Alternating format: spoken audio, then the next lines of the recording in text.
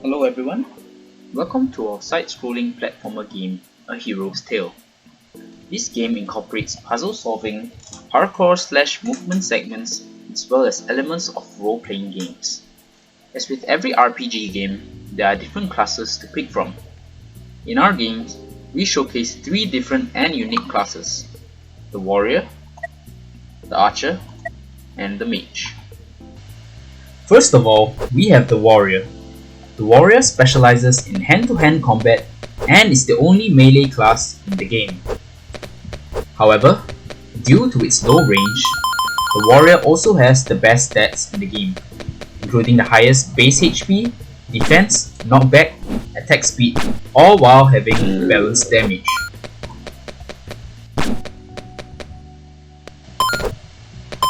Next up, we have the Swift and Deadly Archer. The Archer has the longest range out of the 3 classes, but as a trade-off, it has the lowest base HP and damage. It has the most balanced attack rate, while having the same knockback as the final class. Speaking of the final class, finally, we have the Mage. The Mage is the class with the highest base damage but lowest range, as well as lowest attack rate to counteract that. Playing this class well requires good mechanics of attacking and movement in order to kite the enemies during your long attack animation. But successfully doing so will net you kills with a low number of attacks due to your high damage. We have a basic and intuitive combat system comprising of a heavy attack and a light attack. We also have a myriad of enemies. There are enemies that chase you, enemies that fly in set paths, enemies that fly and chase you, as well as enemies that are stationary.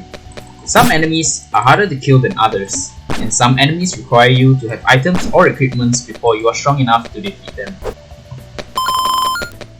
Speaking of which, of course, crucial to every RPG game are equipments, buffs, and consumables.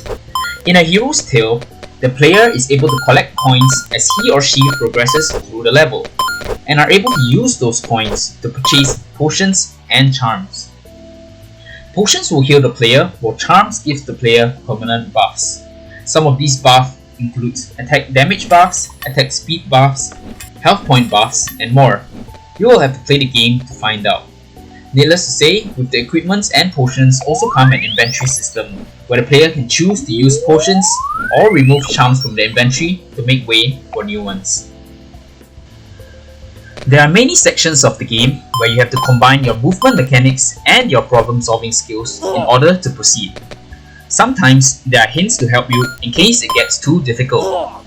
These segments of the game allow you to take a break from all of the combat and instead put your hand-eye coordination to the test, as well as assessing your decision-making and analysis skills to solve them. Apart from the puzzles, different worlds also have different defining and distinct features, except for World 1, as World 1 is more so used to introduce players to the game. For example, the defining feature of World 2 are these moving platforms, many of which are of differing speeds and move in different directions. Finally, for World 3, there are 2 defining features.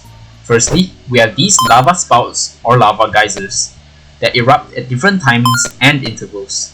This allows for a multitude of combinations of geysers to make for different puzzles and experiences. The second distinct feature are these lava pools, where players are able to run across, but cannot stand at the same spot for too long. This makes having combat in these areas particularly difficult. Those are the main gameplay related features in our project. We also have a user interface feature in the form of a simple settings menu. Here, you can adjust your video settings, such as resolution, full screen mode, and graphics level. Although, being a 2D game, the different graphics levels do not really make a large difference.